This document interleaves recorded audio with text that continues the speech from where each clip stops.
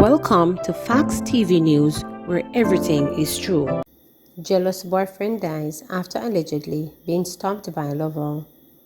A St. James man who was allegedly stabbed by his lover during a physical altercation on June 6 succumbed to his injuries on Friday morning.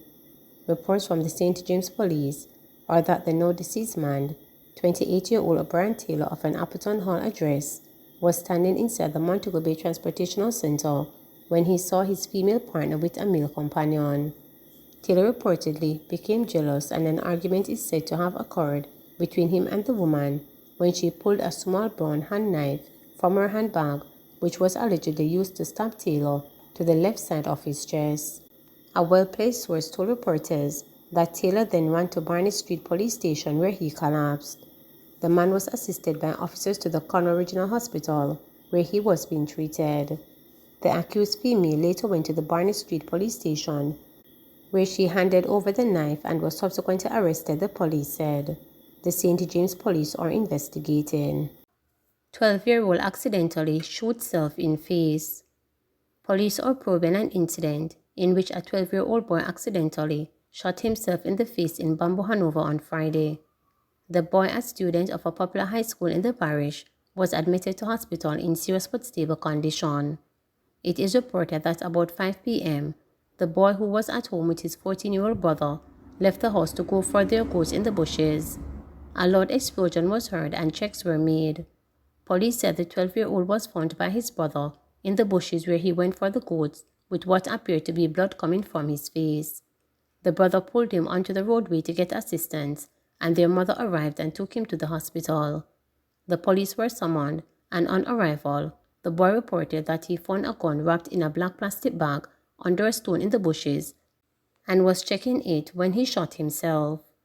Police said he received a gunshot wound to his chin and the bullet exited above his left eye.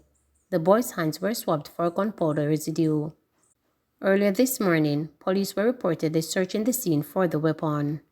Jackson's blistering 21.55 seconds run voted Moment of the Month by World Athletics. Sharika Jacksons' blistering were leading run in the 200-meter at the Jamaica Athletics Administrative Association National Senior and Junior Athletics Championships last weekend has been voted Moment of the Month by sports governing body World Athletics. The organization described Jackson's 21.55 seconds run as phenomenal. Not only was Jackson's time a new personal best for the athlete, but the run made her the third fastest woman of all time over the 200-meter distance. Jackson was the victor in both the 100-meter and 200-meter races at the national trials, making her double national champion over the sprint. Homeless man murdered in downtown Kingston. A man believed to be homeless was found dead on North Parade near Ward Theatre in downtown Kingston on Saturday morning. Up to first time, the man, who appeared to be in his 70s, had not been identified, police stated. Reporters understand that about 6:10 a.m., residents reportedly seen the body of the deceased and summoned the police. On their arrival, the police saw the body lying on the sidewalk with blood on his clothes. Police said the man was about 5 feet 7 inches tall and clad in blue, long-sleeve shirt and army green pants with unkempt hair. His throat appeared to be slashed. The scene was processed and the body was removed and confirmed dead at the Kingston Public Hospital at 8:34 a.m. In January 2021, 4 homeless people were hacked to death and 2 others were critically injured during an attack. Last November, a man accused of some of those killings was later shot dead in an alleged confrontation with the police. We were not involved in Roshane Barnett medical video, says Indicom. The Independent Commission of Investigations, Indicom, says assertions that it participated in the video-recorded medical examination of murder-accused Roshane Barnett are false. The video of about 6 minutes emerged on social media Friday evening, showing Barnett being questioned by a team of 4 justices of the peace, which included medical doctor Dr. Cook. Barnett is in custody for the murder of a mother and her 4 children in Clarendon. While investigators from the commission interviewed Roshane Barnett on Wednesday, June 29, no member of the commission was present at the time of or during any visits by a medical doctor or justice of the peace, a spokesperson stated in a statement this morning. The commission is requesting that the person or persons who have intentionally or unintentionally misaligned Indicom and its members has been present on or producing the video to cease and desist immediately, the spokesperson continued. Barnett's attorney Tamika Harris has raised concern about the circumstances under which her client was recorded and the conduct of the participants. When was this live and public medical examination done? Who commissioned this? Why are JPs actively participating in the violation of this man's right to remain silent, right to privacy, breach of doctor-client privilege, and so on? Why is it this man stripping on Instagram? What right is it the JP protecting? And so on. The attorney said she will be complaining to the Custos of St. Andrew, who oversees justices of the peace, JPs in the parish, and the Medical Council of Jamaica, the regulator for the medical field. Prime Minister Andrew Holness says many Jamaicans will agree with him. This has been happening for a very long time, that there has been a deterioration, which you cannot deny.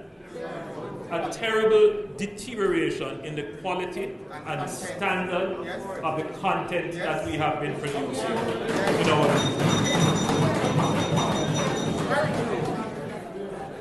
But more than that, the festival songs that we grew up on conveyed an incredible sense of patriotism for our country. It conveyed hope, but it also conveyed a spirit of togetherness, of happiness, a kind of positive and prospecting outlook. No, we're no better than yard.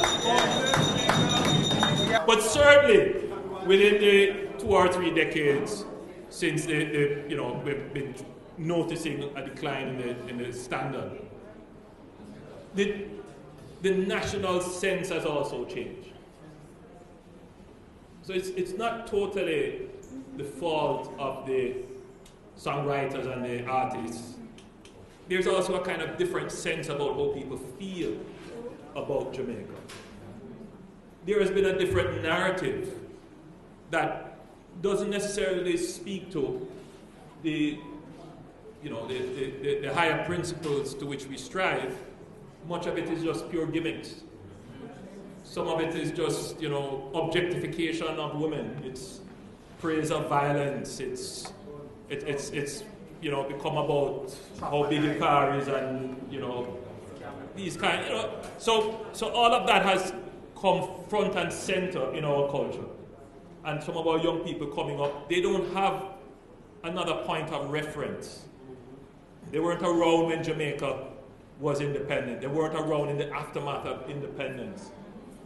What they've grown up on is violence and, objectification and misogyny and all the things that have come to kind of, feature in Jamaican music. So you can't really blame them. But as we seek to celebrate what is good about Jamaica in Jamaica 60, I can't blame the professionals and the experts not to want to get the highest quality. But at the same time, I think there has to be some work done to pull together some of our best minds and our best artists. And even to the diaspora.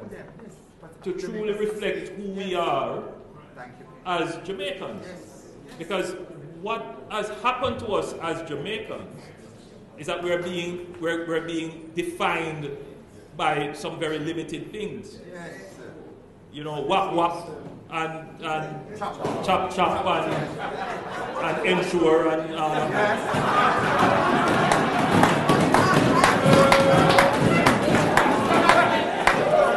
all of those things. All of those things have their place. But they can't define us. We should not allow that to define us. It is an embarrassment to me when another country say, I don't want your artists in my country. It's an embarrassment. and we see it trickling down into the fights in the schools. We are concerned. We are very, very concerned and worried about it. But we are also very concerned and sensitive about government's intervention, because the first thing you're going to hear is censorship and who don't like musicians and all the other nonsense that you hear them talking about. But at the same time, our society, the fabric of our society, is deteriorating. So as the leader of the country, I have to intervene. Yes. Yes.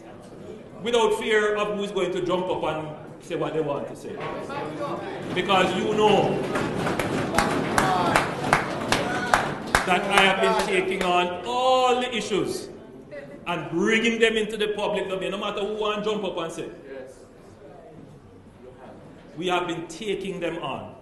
185 new COVID cases, 4 more deaths reported. Jamaica reported 185 new cases of COVID-19 and 4 fatalities on Friday, July 1, according to the latest statistics from the Ministry of Health and Wellness. This pushed the total number of cases of the virus since the start of the pandemic to 143,097 and the death toll to 3,134. Of the newly reported cases, there were 110 females and 75 males, with ages ranging from 15 days to 92 years. The cases were recorded in Kingston and St. Andrew 51, St. Catherine 41, Clarendon 4, St. James 13, St. Thomas 16, Westmoreland 8, St. Elizabeth 3, Trelawney 3, Manchester 8, Hanover 3, Portland 15, St. Mary 2 and St. Anne 18. Meanwhile, the latest fatalities are a 48-year-old man from Kingston and St. Andrew, whose death was recorded in September 2021, a 61-year-old man from Kingston and St. Andrew, whose death was previously reported under investigation in September 2021, a 74-year-old woman from St. Catherine, whose death was recorded in June 2022, and a 96-year-old man from Kingston and St. Andrew, whose death was recorded in June 2022. The country also recorded 56 new recoveries, bringing the total number of recoveries to 91,107. The positivity rate for the latest round of testing was 20.1%. There are 100 people hospitalized, 5 of them critically ill. There are 1,423 confirmed active cases on the island. Please remember to subscribe, like, share, and click the notification bell for daily updates.